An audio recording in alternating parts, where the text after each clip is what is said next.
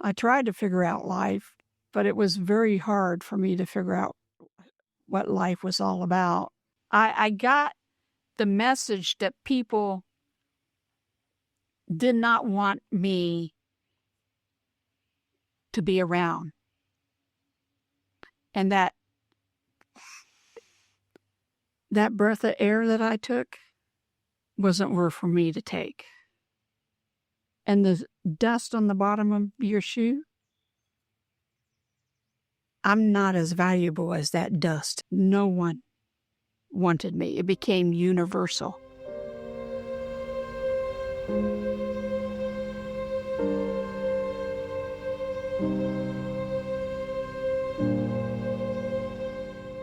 My life was like me being put in a room. I had a chair, I had a table, and they came and gave me the food. They didn't open the door very much, but they did come give me food. But I couldn't get out of the room, and I kept asking them, how do you get out of this room? And there was a window, and I could hear the people outside. I could hear the children playing with the puppies. And sometime I could get somebody to come to the window, and I would ask them, how do you get out of this room?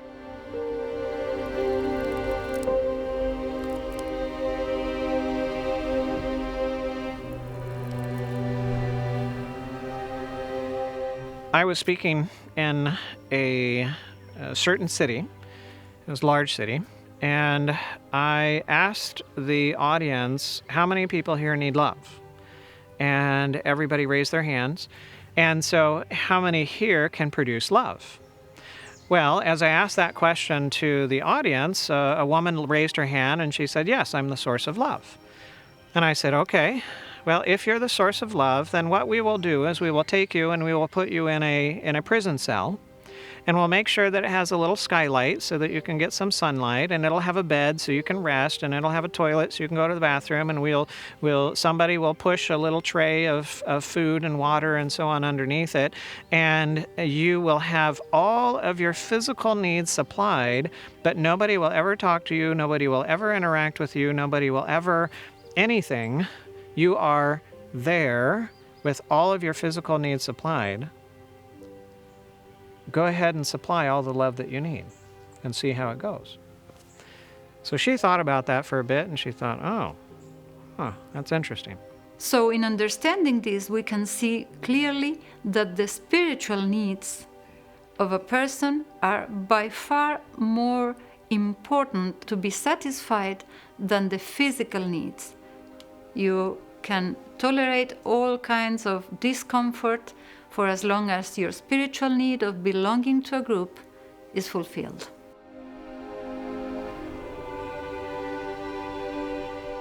I could not figure out how to be accepted, because I just wanted love and to be accepted and later to be understood. And they would tell me, well, there's a door, you see. You go through the door. Well, I would try to go through that door, but I could never. There was like a force field over the door, and I could not go through the door into what I perceived as life. I was extremely needy. I was heavy. Because I just wanted to be loved. And I didn't realize that in searching for love and needing affirmation over and over, that just was a burden, My relationship with my mom and dad was pretty non-existent, unless it was kind of bad. They didn't know how to really give the attention necessary for a child or to take care of us that well. We had food in the house, and my mom made sure we had at least 2 outfits for school every school year and a few things like that. But other than that, we were given chores to do around the house. But other than that, there wasn't a whole lot of positive interaction going on between my mom and my dad, because their time was being eaten up, spent on the problems that was existing between my mom and my dad. So that kind of set us up, our siblings. Every one of us just was trying to find a way to survive. You know, being in a home where there was really basically no educational instructions. I didn't learn what homework was until I was in the 7th or 8th grade. Never had a clue that you were supposed to do any homework, you know. So, I mean, the neglect was kind of high. That's, you know, because I was a tomboy on top of everything. So I loved to play. I climbed the trees. I did all kinds of stuff and got my clothes dirty and my body dirty. I didn't take the baths I needed to take, and I stunk. And that's what set me up for a lot of abuse in school.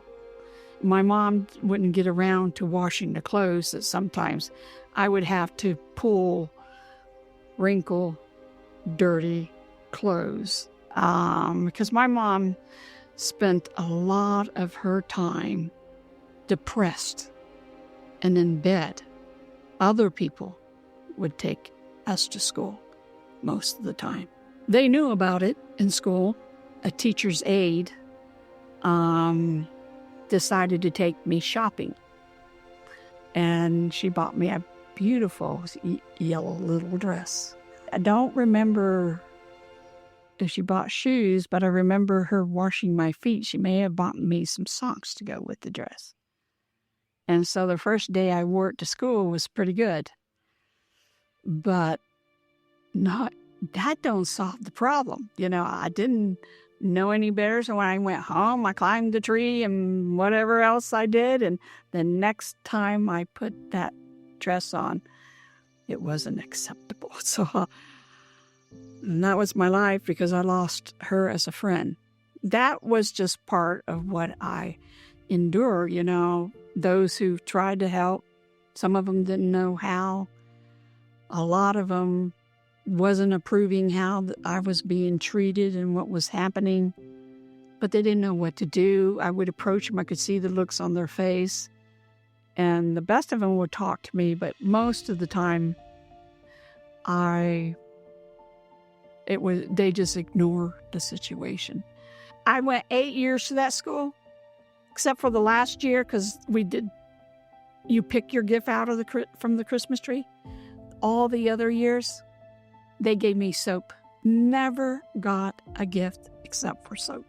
I could not understand why these kids did not want to play with me. Not at the time. I mean, I understand now. I'm an adult. I can look back. You cannot expect the children to treat a child who's neglected to that point any differently. And I had people tell me, Jeannie, your hands stink. Go wash your hands when you go to the bathroom. See, I was taught along the line. But here's the thing. Why didn't I learn it? Not everybody that gets neglected don't learn. You see, but for some reason, I didn't catch it on my own. A lot of kids will.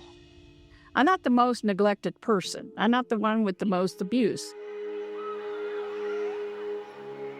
I just wanted friends and I wanted to play. So I would go and run after the children. And they would be playing on the swings, and I would go and get on one of the swings or touch the swing set. Well, that became contaminated with what we called cooties in that day. And so they would go over and play on the slides. And these are my classmates, because there would be a bunch of other kids out there. And so I would run and get in line to slide down the slide. Well, now that was contaminated. And so they would run over to the monkey bars, and that the same thing would happen over there. And pretty soon, everything on the playground was contaminated. I can laugh about it now, but everything on the playground was contaminated. So they would go and someone with their finger draw this imaginary line. Then they'll have this ritual dance like an Indian, and would sanctify the crowd inside of that circle, and everybody would get in, and I'm on the outside.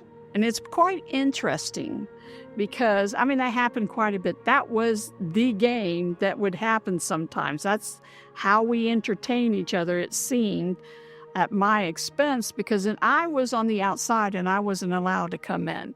I remember thinking to myself, wow, did I cause that? Poor them, they couldn't be on the playground and playing and being fun. That was probably a setup of how, as an adult, I saw life, that I was in this room, stuck. I don't belong. I had no worth. Absolutely no value.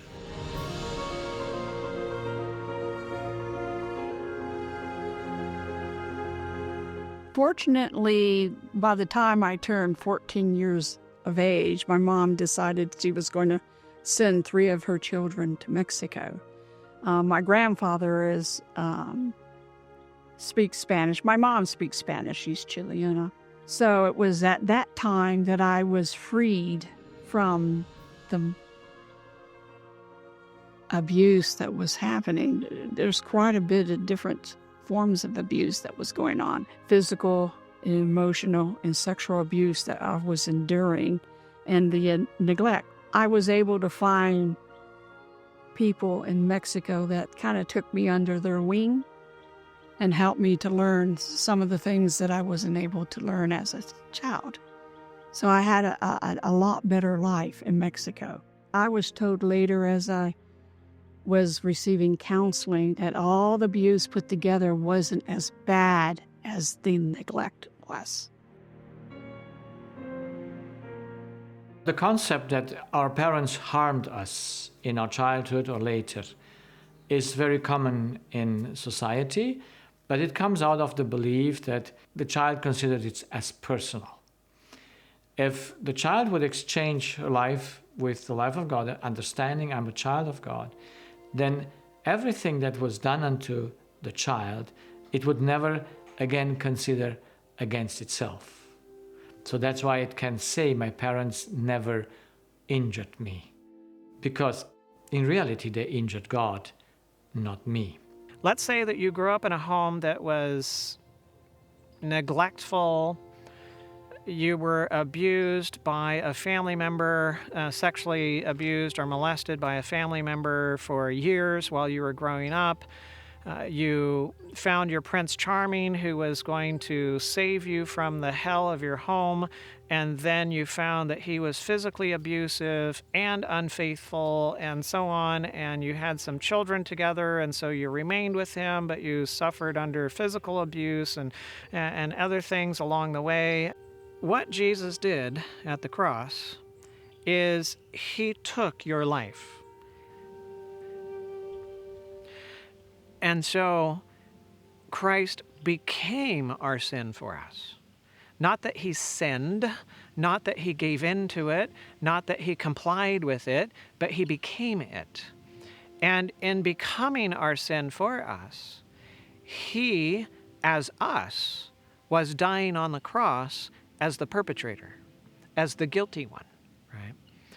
But he was also taking all of our life, not just from the standpoint of the things that we have said and we have done that was wrong towards others, but also how we have taken what others have said and done to us. He was unselfish. He was self-sacrificing. He was sinless, perfect. He had power to do the good and avoid the evil. He knew who he was. He was the Father's Son. He belonged to the Father. And so coming to the cross, you and I get access to all of it. Absolutely all of it. Not just to forgiveness for this sin or that sin or the other sin. No, but I get access to a completely full, completely righteous, completely perfect, completely unselfish life, and past and history and power to overcome and so on and so forth. I get access to all of it, including his identity. The Son of God, the child of God. Right? And so in Christ, you and I have access to that identity that I'm a child of God. That's how God forgives us. I give you a new life. I destroyed the old. You can believe and do it together with me by faith and take a new life. This is how forgiveness is. I offer this to my patient and tell them, if you take the new life, if you killed someone in the old life, you never killed him, because now it's on God, on Jesus, and he takes that over. And it's not on you anymore. Then when we look at Christ, we see who the Father is and what he's like. And so we get to see what Daddy's like, right? And when you get to see a daddy like that loves you and cares for you and has your best interest in mind and is always looking out for your best good, who is willing to sacrifice himself for you at any cost, you know, then it's, oh, that's my daddy, right? That's my daddy. And that's who I belong to. And he calls me his own. And so I'm his, right? I'm his. What does it do to you to know that you're his like that? It changes everything. It just changes everything. Because now you're not your own. You belong to him, right? You don't live in your own way. You want to live in his way. You're not just free to do anything you want to do. You want to know what he wants you to do. He knows what's better for me than I do. And so it just changes your entire perspective. It changes what you look at and what you do and how you respond. And when you see his love and his mercy, then you start to get that same love and that same mercy. And how you respond to others looks like how he's treated you. And everything begins to change. And it transforms your life. Let me see, what is that?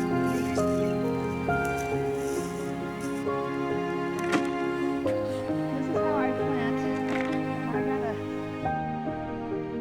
I got a message early in childhood life that I was too old for love, but too young for love as well.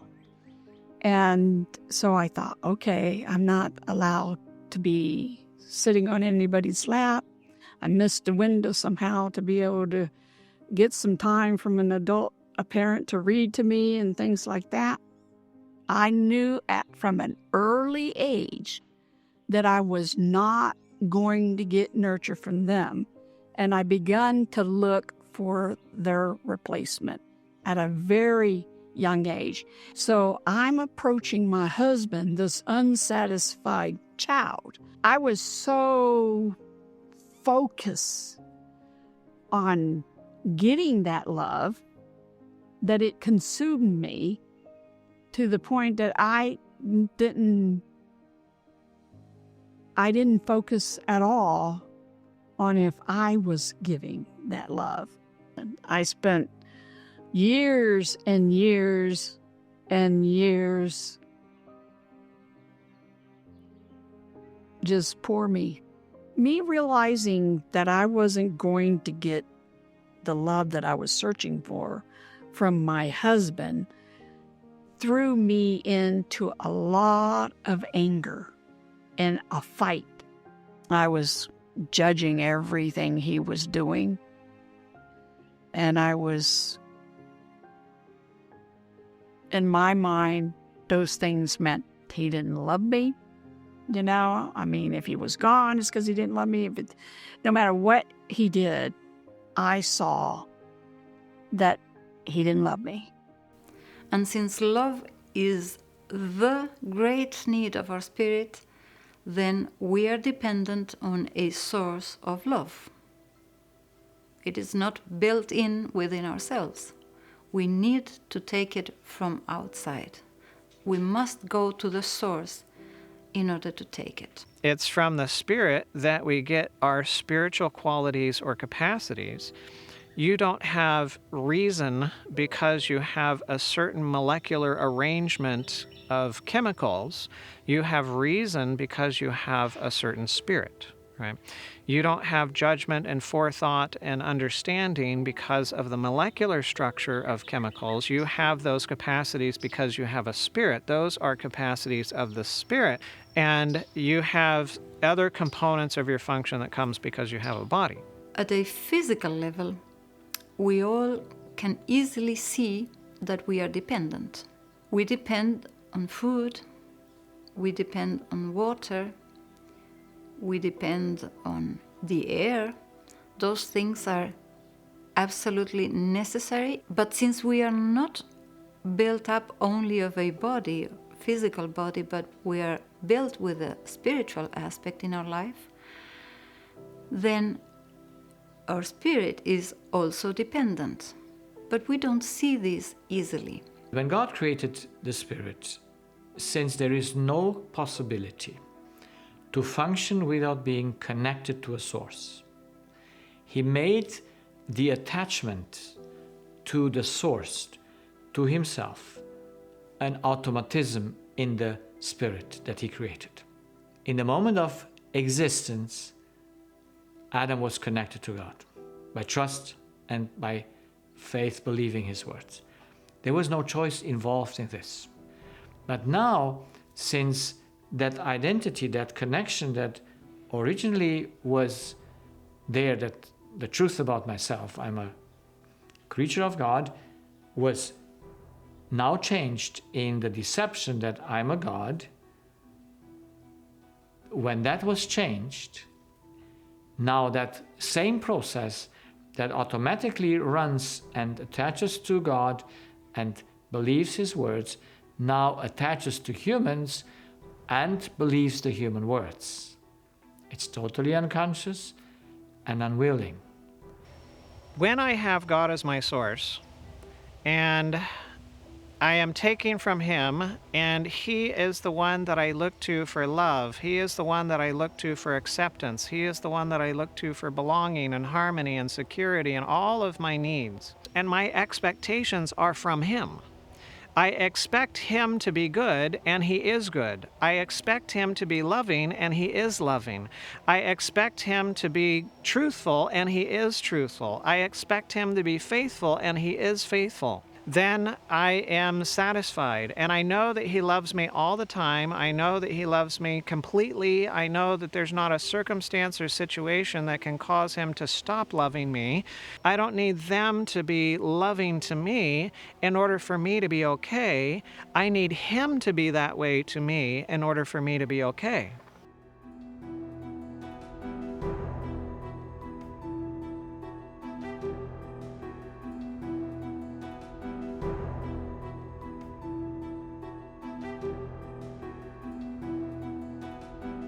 I had learned to take things personal. And I believe I learned that prior to getting married. When I had those problems at the school, I had no anger towards the kids. I didn't like what was happening, but I didn't have no anger. The anger came much, much later. It seemed like if people didn't grasp what I was saying, I was battling with that. And to be quite honest, I'm not sure if I still had quite a bit of ignorancy still, but people really didn't want to hear what I got to say. So I started repeating myself a lot. That didn't help, because people don't want to be told the same thing in 4 or 5 different ways, the same point. And I got to the point where I couldn't put my point on the table because I became very argumentative, and trying to explain until I got the right satisfactory head knob or eye-opening. I mean, if I didn't get the clue they understood, then I was going back at it again and back at it again, and that created a lot of problems. So I just began to accumulate a lot of rejection and end up with a lot of offenses. And if I could have just left it at the offenses, I would have been okay. But I didn't. There's two things that happen with that. One of the first things is I went into my head. I couldn't handle life on the outside, so I chose to go into my head. And I would fantasize. I'd crank up the music, wasn't the best of music, but it fed my soul because I was damaged. And I'd turn the lights off, and I sat in my rocking chair, and I would rock. Back and forth, just rock. And I could be there 6 hours before I would get up. I had children. It was unfortunate. I bought their food, but I wasn't there to take care of them. My thermostat to my anger broke. It could have been something as innocent as a toddler coming into the room and seeing a quarter on the floor and picking up my quarter. Oh my goodness. My instinct at that time with my anger would be to take that toddler and smash him against the wall. Not that I did it, but that was the level, the lack of logic within my anger. And I did what I call cross the line. I got to the point where, in trying to handle all these offenses and revenge, because I would medicate myself in my head, well, we're going to do to these people. That was not wise. And it got to the point where it became consuming to me in the real life. So when someone did something to me, I got so angry. Anyone that was in my presence could feel the energy. And my brain was saying, if I would only snuff their life out, kill them, my pain would go away. Because I was in a lot of pain. And I remember that when I was in that anger, I would have to force myself to break eye contact with the person. I was dealing with what was happening to the mind. And so I lived in my head, and that was fun. I was an attorney sometimes. I was a doctor sometimes. Sometimes I was a fireman. I was whatever it was that day that satisfied my need to be accepted and that I was important. And that was my purpose, because I was a good person. I was never the bad person. I was always the good person. I guess you call that fantasizing. I hung on to my way of dealing with life by being in my head for a while, but I would also live out of my head for a while. So I would lose track. Now, did I have that conversation in my head or with the... But eventually I was able to get completely out of my head and go on with life, I ended up in 3 hospitalizations for a couple of months, and that began my journey with the counseling and all that. They started to teach me that I was just medicating myself by doing that, living in my head. That's no way to live. So my counselor worked with me to get me out of my head. And I got the help that was necessary, and I was able to cross back over the line so that I would not be dealing with those uncontrollable feelings. The whole body responded to that. It's not a thought anymore. It almost like took on its own life.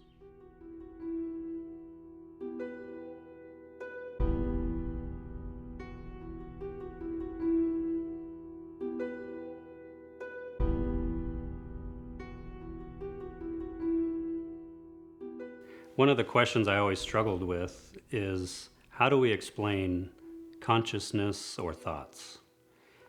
From a physical chemistry side, you can't explain it. The physiology of the brain has been studied, And we can talk about action potentials and how the potassium channels and the sodium channels create an electrical current, but you can't explain choice and thought and decision and morality. Like, these spiritual elements can't be explained through chemistry or through physical structure. When I was finishing my course in neuroscience, I was confronted with the following question. Are thoughts important to the health of the person, to determine the health or the disease of someone? And I said, yes, of course. And then the question came, all right, so where do thoughts come from? So this is what I had learned, that in the connectivity of thousands and millions of neurons and in the synaptic space, from there, thoughts arise. And he asked me, what is a neuron made out of? And I said, well, very simply, carbon, hydrogen, oxygen, and nitrogen, the basic elements that will conform everything in human chemistry, plus a few other things, like chemical elements. And he asked me, all right, since when can hydrogen, oxygen, nitrogen, and hydrogen individually or put together into a neuron or put together into thousands of neurons? Since when do they know what is truth and what is false? When it comes to the brain and its function, we recognize that thoughts are associated with electrical activity in the brain. And of course, you can take a device called an EEG, and you put all these little stickies on the head, and they have wires that come out of there and goes into a computer, and the computer can monitor the brain waves, which each wave is probably thousands, tens of thousands of neurons that are firing in a similar location at a similar time. And so you're measuring that electrical activity and looking at the patterns of it and seeing, okay, which part of the brain is this coming from? Does this look like normal brainwave activity, and so on? It's a way of just monitoring brain activity. And we have the capacity with our scientific tools and so on to measure in the physical realm, but we don't have the capacity to measure in a spiritual realm and to be able to look beyond that. And so from a scientific standpoint, since you don't have the capacity to measure the spiritual, then the idea is that everything is physical. And so when you see the electrical activity happening in the brain, then oftentimes science looks at it and says, okay, well, then the electrical activity is the beginning, and then that is what generates thought. The philosophy of science is that science is devoted to studying all the things that can be touched and can be seen under a microscope or with your eyes, but they need to be physical in order to be studied by science. And it fits with the general paradigm. And the general paradigm is a paradigm of materialism. And with materialism, the thought process is that nothing exploded, and then things came from that. And then you had matter, and matter through random processes can organize itself. And when matter through those random processes organizes itself, it can become more complex. And so you develop a progressive complexity. And when there's a sufficient complexity of matter, then one of the effects of that is life, right? So life is an effect of the complexity of matter. And then when that becomes more and more complex, and then matter can regulate itself, that's another idea. And then as it becomes more and more complex, then it can eventually generate neurons, and then electrical impulses, and then thought. And then thought, as this material complexity becomes more and more complex, then you can have more and more complex thinking.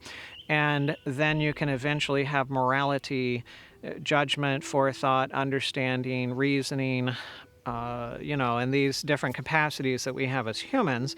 There is no molecule, there are no subatomic particles, there are no combination of particles that have the capacity to feel, that have the capacity to understand, that have the capacity to self-reflect, that have the capacity to make decisions or to make choices for themselves, and so on. And the answer to that is the mind that you and I have and that we use is more than just the brain.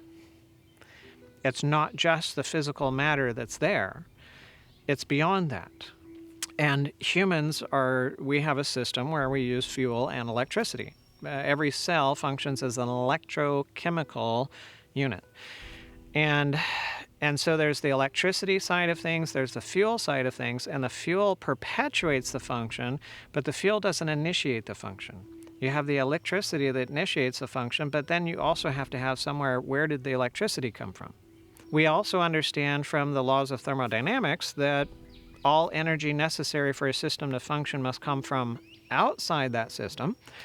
And so therefore, the power or the energy necessary in order to generate the electrical activity must come from outside of where the electrical activity comes from. And some people would say, well, that's the fuel. That's the glucose. It's the things that you consume. That ends up being the thing that creates the spark. Well, if you look at other functional systems, let's say, for instance, vehicles that drive and so on, not only do you have to have the fuel in order to maintain the function, you have to have the spark in order to initiate the function. All the beautiful things that our body can do are governed by what? They need someone to give the input, yes? So we have that all the nerves that go from the bottom of our feet, they go up to the brain, and specifically to a very thin layer that covers the whole brain, which we call cortex. And the body cannot do anything without receiving the command from the cortex, and the cortex in turn receives the command from the thoughts. And so where does the electrical impulse that you can measure in the physical brain, where does that come from? That comes from the spirit and the function of the spirit, where you get that electrical activity from. Since thoughts are not something that can be touched or seen, you cannot make a biopsy of the thoughts of someone. You cannot make an X-ray or a CT scan of the thoughts. You can make a CT scan of the brain, but not of the thoughts. So the thoughts must come from an immaterial element, from an abstract element. And so thoughts can't originate in a physical medium. They're a spiritual element. The brain is an organ of the body. Just like the heart, the liver, these are physical organs of the body. They serve a function. They do what they're designed to do. But the brain isn't the mind. And the brain doesn't create the thoughts. It always involves the physical structure of the brain and those components, yes. And yes, in order for you to think, you must have both. You must have the spirit and you must have the brain.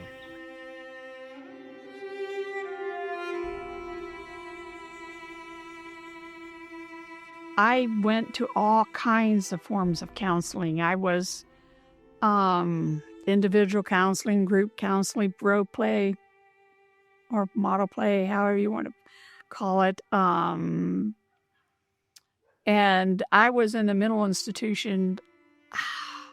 I lost track how many times I was in a mental institution, always searching for help, trying to get the help so I can be a better person. With counseling, I was getting the message that I had to take care of myself. That was the focus. But the direction they take you in leads to selfishness because you're focused not on God, you're focused on self and what you can get not what you can give. See, the concept that works is to take, use, to give. Because if you keep taking, you don't use anything you take. I mean, okay, God loves me. God loves me. No, God loves me. Take it in. Use it a little. Then I can give it. So, but if I don't, so I take, God loves me, God loves me, God loves me. Not long, I'm going to turn it into a ritual or something. There's no giving.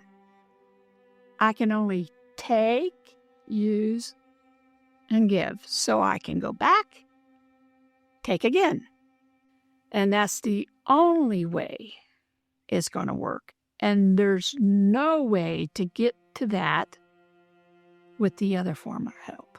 Don't get me wrong, I did learn some good things while I was going to counselors, but didn't know to give me the tools I needed in order to have a peaceful life with a loving relationship with God. And I believe the reason why they weren't able to give me the help me is because they didn't talk about why I couldn't have a relationship with God because of my identity. They didn't talk about those things. No one explained to me that I saw the life this way was a delusion. That had to be brought into the picture for me to begin to understand why I couldn't connect with God. I mean, God was right there, but there was no way to connect because I was delusional in my thinking process. I thought right was wrong, wrong was right. You know, I thought I was entitled to be loved. I thought I owned myself. I thought I could do whatever I want with myself and I would be fine. I could eat anything. I could spend my whole life playing on computer video games. Whatever I chose to medicate myself, I could do that and turn it off and then go be a Christian for a couple of hours. But that don't work. Don't work at all. The purpose is to help the human being understand himself. And since the deception makes our life very miserable, it makes us sick. My main reason is that people should become free in their mind. Healing is in God's sphere of action. I can stop cutting myself, but I cannot heal myself when I cut. I have to wait till that program that God put there in nature will repair the damage. And so it is with the whole work that I do. Since I think it's a great lack, the not knowledge of ourselves, we don't know the law by which everything functions, we don't know our general structure, we don't know how mind and body works together, how the spirit makes the electrical impulse. So it's a work that explains humanity, that shows what's wrong with him, why he does what he does. So it's making humans free and, as a result, healthy as well.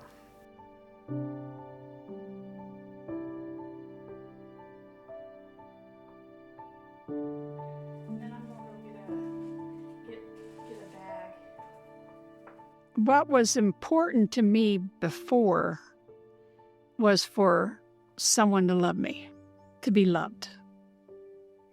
That was my focus point. For me to be loved, me to be heard, me to be understood. That was my focus point. Now, my focus point is having a relationship with God. I pray to Him, Lord, help me to have the kind of relationship I can have with you so that I too can help you accomplish your plan, which is the plan of salvation, salvation for all.